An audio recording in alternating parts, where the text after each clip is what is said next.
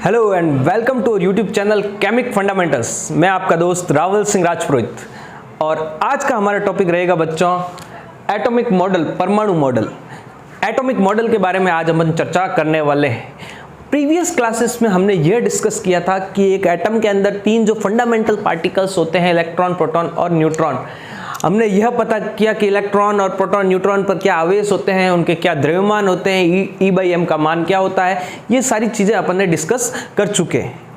अब परमाणु मॉडल के अगर बारे में अपन बात करें तो देखो बच्चों कि एक परमाणु में इलेक्ट्रॉन, प्रोटॉन और न्यूट्रॉन जो तीन कण हैं, इनकी स्थिति पता करने के लिए, एक परमाणु की संरचना ज्ञात करने के लिए, परमाणु की संरचना क्या होती है, परमाणु कैसा होता है, यह पता करने के लिए बहुत से वैज्ञानिकों ने अपनी अपनी अवधारणाएं प्रस्तुत की, बहुत से वैज्ञानिकों ने अपने अपने मत प्रस्तुत किए और जिन्हें परमाणु मॉडल कहते हैं। ठीक है, उन्होंने बेसिकली अपने अपने मॉडल प्रेजेंट किए और जिसे परमाणु मॉडल कहते हैं।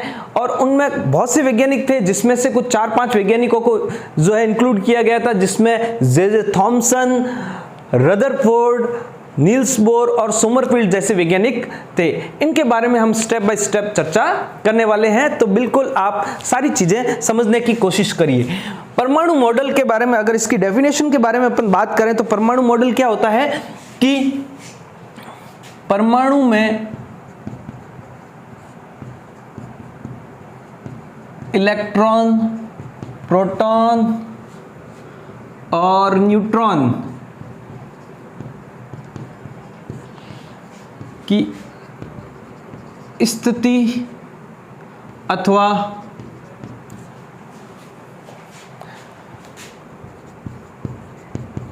परमाणु की संरचना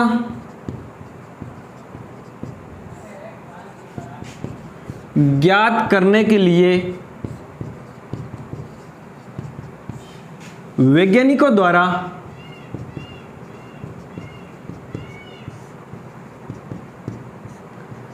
अपनी अवधारणा या परिकल्पनाएं, अपने मॉडल, ऐसे लिख सकते हैं, अपने मॉडल्स प्रस्तुत किए गए, अपने मॉडल प्रस्तुत किए गए।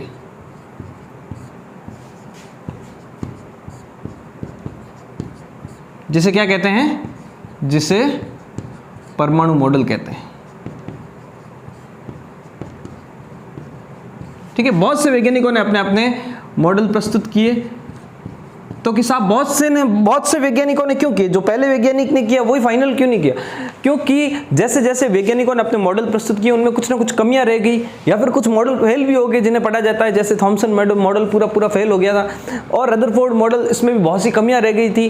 फिर बोर मॉडल, उसमें कुछ कमियां रह गई जो सोमरफील्ड ने सुधार किया। इस प्रकार जो कमियां रह गई थी वो अगले वैज्ञानिक ने उसकी जो है उसका सुधार किया, और इस प्रकार जो है कुछ वैज्ञानिकों द्वारा अपने अपने मॉडल प्रस्तुत किए, जिसे आप लोगों को पढ़ाया जाता है। ये मॉडल ये निम्न वैज्ञानिकों द्वारा प्रस्तुत किए गए थे। सबसे पहला था थॉमसन मॉडल। थॉमसन मॉडल, इसे बच्चों प्लम पुडिंग मॉडल भी कहते हैं। क्यों कहते हैं इसके बारे में भी चर्चा करेंगे। प्लम पुडिंग मॉडल,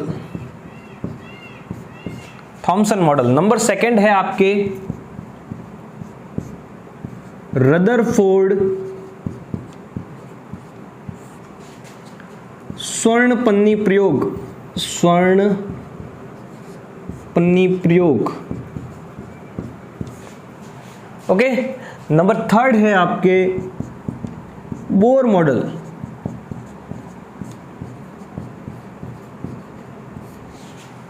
और नंबर 4 है आपके सोमरफील्ड मॉडल।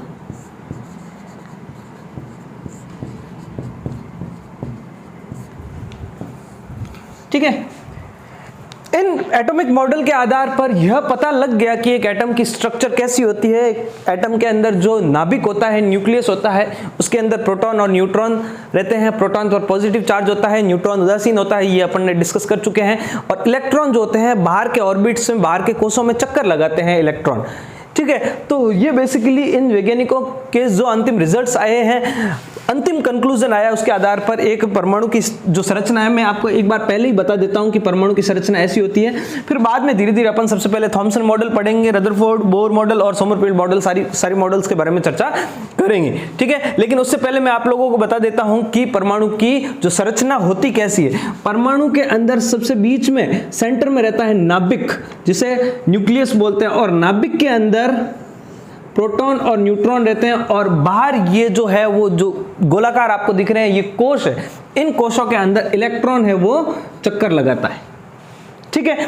क्लॉकवाइज और एंटी क्लॉकवाइज चक्कर ये अपन क्वांटम संख्याओं के अंदर पढ़ेंगे इसी चैप्टर के अंदर, ठीक है। तो इलेक्ट्रॉन इन कोशों के अंदर चक्कर लगाता है। अब यहां पर इलेक्ट्रॉन चक्कर लगाता है, और ये जो नाभिक होता है इसके अंदर प्रोटॉन और न्यूट्रॉन रहता है। प्रोटॉन पर पॉजिटिव चार्ज होता है, न्यूट्रॉन पर उदासीन होता है, ठीक है। इसीलिए प्रोटॉन पर पॉजिटिव होने के कारण नाभिक को भी क्या कहते हैं, धनावेशित कहते हैं। नाभिक धनावेशित होता है, इलेक्ट्रॉन जो है बाहर कोशों के अंदर चक्कर लगाता है। इलेक्ट्रॉन और प्रोटॉन आपस में कभी भी मिलते नहीं है। इलेक्ट्रॉन और प्रोटॉन अगर आपस में मिल जाए तो फिर वो बिल्कुल ही न्यूट्रलाइज हो जाएगा और परमाणु का अस्तित्व खत्म हो सकता है। इसीलिए जो प्रोटॉन रहता है वो नाभिक के अंदर रहता है, और इलेक्ट्रॉन वो कोशों में बंधा हुआ रहता है, अपने कोश में ही चक्कर लगाता है। अगर वो किसी और कोश में जाता है, इलेक्ट्रॉन को जंप कराते हैं, तो एनर्जी लॉस हो सकती है या फिर एनर्जी जुड़ सकती है। उसके बारे में अपन आगे चर्चा करेंगे डिटेल में, ठीक है। तो आप सारी चीजों को समझने की कोशिश करिए। परमाणु मॉडल के बारे में अभी अपन पढ़ रहे हैं। परमाणु मॉडल क्या होता है कि परमाणु की संरचना जानने के लिए वैज्ञानिकों ने अपनी अवधारणाएं प्रस्तुत की, जिसे परमाणु मॉडल कहते हैं। कौन कौन से वैज्ञानिकों ने अपनी अवधारणाएं प्रस्तुत की? थॉमसन ने, रदरफोर्ड ने, बोर ने और सोमरफेल्ड ने। हाँ जी, तो थॉमसन मॉडल में क्या है, देखो आप समझो इसको। इसके अनुसार परमाणु एक धनावेशित गोला है। ये क्या है, पूरा का पूरा धनावेशित गोला है। इसके अंदर जो पार्ट है वो भी धनावेशित है। ये जो मैं ब्लैक लाइन से लिख रहा हूं ये आपको पूरा का पूरा पार्ट क्या है, धनावेशित है। जो और रेड डॉट आपको जो दिख रहे हैं वो है आपके ऋणावेशित, ठीक है। क्लियरली समझ में आ जाएगा आपको। ये रेड डॉट है वो इलेक्ट्रॉन है, ऋणावेशित है, ठीक है। एक सेकेंड, ये रेड डॉट है आपके इलेक्ट्रॉन,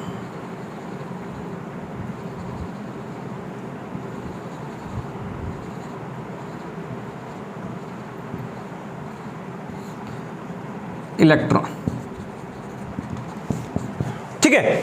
तो देखो इसके अनुसार परमाणु एक धनावेशित ठोस गोला है। इसमें धनावेश सभी जगह समान रूप से वितरित है। देखो ब्लैक लाइंस आपको सभी जगह दिख रही है, और धनावेश प्रोटॉनों के कारण होता है। ये पुष्टि हो चुकी है कि जो धनावेश है वो प्रोटॉन है वो धनावेशित होता है। ऋणावेश इलेक्ट्रॉन भी समान रूप से बिखरे हुए हैं। ये देखो यूनिफॉर्मली डिस्ट्रीब्यूट है इलेक्ट्रॉन, जैसे तरबूज में बीज बिखरे होते हैं। इसीलिए इस मॉडल को जो है प्लम पुडिंग मॉडल और वाटरमेलन मॉडल और प्लम पुडिंग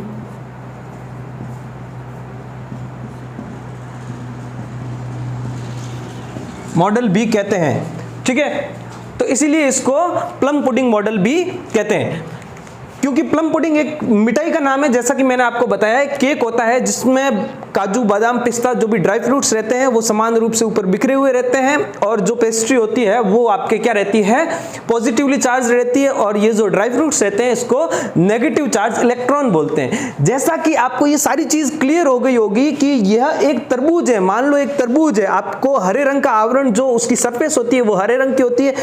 अंदर क्या होता है, रेड एरिया होता है जो खाने वाला मटेरियल, और उसके अलावा बीज होते हैं, ठीक है। तो बीज आपके हैं इलेक्ट्रॉन, और जो रेड एरिया और ऊपर का जो हरा आवरण है ये सारा का सारा धनावेशित होता है। ये किसने बोला, जे थॉमसन ने, ठीक है। तो तरबूज के अंदर जैसे बीज होते हैं वैसे ही एक परमाणु के अंदर इलेक्ट्रॉन बिखरे हुए रहते हैं। ये जे थॉमसन साहब ने बोला कि ऋणावेश इलेक्ट्रॉन भी समान रूप से बिखरे हुए रहते हैं जैसे तरबूज में बीज बिखरे हुए होते हैं। बात क्लियर है, ठीक है। तो ये सारी चीजें इन्होंने बता दी कि ये इलेक्ट्रॉन और प्रोटॉन दोनों ही समान होते हैं। एक परमाणु के अंदर जितने इलेक्ट्रॉन होते हैं उतने ही प्रोटॉन होते हैं। यह मॉडल जो परमाणु की उदासीनता को स्पष्ट करता है, जो कि बहुत ही अच्छी बात है, इसीलिए इस मॉडल को कंसीडर्ड किया गया है। बाकी इस मॉडल में कुछ भी खास नहीं है। ये मॉडल ये बताता है कि परमाणु जो उदासीन होता है, ये बात सही है, लेकिन बाद में जो प्रयोग हुए इसके आधार पर ये संगत नहीं पाया गया। परमाणु में इलेक्ट्रॉन को एमिट भी करते हैं, उसमें इलेक्ट्रॉन को जोड़ते भी हैं, उसके आधार पर ये मॉडल फेल हो गया। ठीक है, तो यहां पर ये अपन लिख सकते हैं, ये मॉडल परमाणु की उदासीनता को स्पष्ट करता है, उदासीनता को स्पष्ट करता है। ठीक है, जैसा कि आप लोगों को दिख रहा है, ये धनावेशित ठोस गोला है और इसके अंदर ये जो रेड डॉट है वो इलेक्ट्रॉन समान रूप से बिखरे हुए रहते हैं। किसमें? परमाणु में इलेक्ट्रॉन समान रूप से बिखरे हुए रहते हैं। ठीक है, और ये धनावेशित गोला है। ये धनावेशित गोला किसके कारण है? प्रोटॉनों के कारण है। तो प्रोटॉन और इलेक्ट्रॉन बेसिकली इसमें बराबर होते हैं। परमाणु की उदासीनता, इसकी न्यूट्रलिटी को यह प्रेजेंट करता है। कौन? ये आपके थॉमसन मॉडल। ठीक है, तो बात सारी की सारी क्लियर हो गई होगी, लेकिन ये बाद में जो भविष्य में जो प्रयोग हुए इसके आधार पर यह संगत नहीं पाया गया, इसके आधार पर इसको फेल कर दिया गया। तो मैं यहां पर लिख सकता हूं कि भविष्य में प्रयोगों के आधार पर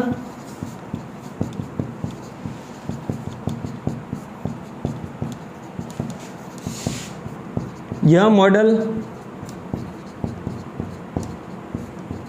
संगत नहीं पाया गया। ठीक है, इसीलिए इस मॉडल को फेल कर दिया गया। इसके बाद में रदरफोर्ड मॉडल आया। उस रदरफोर्ड ने एक बहुत अच्छा प्रयोग किया, स्वर्णपन्नी प्रयोग, और उसके आधार पर उसने परमाणु की संरचना को व्यक्त करने की कोशिश की। जो यहां पर थॉमसन ने परमाणु की संरचना बताने की कोशिश की, ये वास्तव में जो वास्तविक परमाणु की संरचना होती है उससे कोई मिलती जुलती नहीं है। लेकिन थॉमसन ने चूंकि इलेक्ट्रॉन की खोज में विशेष योगदान दिया था, एक बहुत अच्छे साइंटिस्ट थे, और दूसरी बात इसमें परमाणु की उदासीनता को भी बहुत अच्छी तरीके से स्पष्ट इन्होंने किया, इसीलिए इस मॉडल को है जो इसमें कंसीडर किया जाता है। बाकी इस मॉडल में कुछ विशेष नहीं है। ठीक है, लेकिन आपको ये सारा चीज पता होनी चाहिए, उसका इतिहास पता होना जरूरी है कि परमाणु का मॉडल जो है, परमाणु की संरचना कैसे धीरे धीरे बनी, परमाणु की संरचना कैसे ज्ञात हुई धीरे धीरे, ये इसका जो अपने को इतिहास है, इसकी हिस्ट्री है, वो सारी चीजें अपने को क्लियर होनी चाहिए। तो थॉमसन मॉडल मैं आशा करता हूं कि आपको पूरी तरीके से समझ में आ चुका होगा। ठीक है, एक धनावेशित ठोस गोला होता है जिसमें इलेक्ट्रॉन है वो यूनिफॉर्मली एक समान रूप से वितरित होते हैं, और धनावेशित गोला किसके कारण होता है? प्रोटॉनों के कारण होता है। ठीक है, और यह परमाणु की उदासीनता को व्यक्त करता है। वास्तव में परमाणु की संरचना ऐसी नहीं होती है। बाद में जो प्रयोग हुए इसके आधार पर जो है थॉमसन मॉडल को फेल कर दिया गया, क्योंकि बाद में जो प्रयोग हुए उसके आधार पर यह पता चला कि जो परमाणु होता है, परमाणु की संरचना तो ऐसी होती है, उसमें नाभिक के अंदर प्रोटॉन और न्यूट्रॉन होते हैं और इलेक्ट्रॉन बाहर की ओर चक्कर लगाते हैं। यहां पर न तो इलेक्ट्रॉन चक्कर लगा रहे हैं और न ही कोई नाभिक की संरचना का उसने नाभिक की संरचना को व्यक्त किया है, इसीलिए यह मॉडल फेल हो गया। ठीक है, तो होप ये थॉमसन मॉडल आपको बिल्कुल ही क्लियर हो गया होगा। नेक्स्ट वीडियो में आपको मैं रदरफोर्ड मॉडल के बारे में डिटेल, रदरफोर्ड और सोमरफेल्ड मॉडल के बारे में अपन डिटेल में पढ़ेंगे, और इस प्रकार अपन परमाणु मॉडल को कंप्लीट करते हैं। ठीक है, तो आप इसको नोट डाउन कीजिए और अच्छी तरीके से समझिए।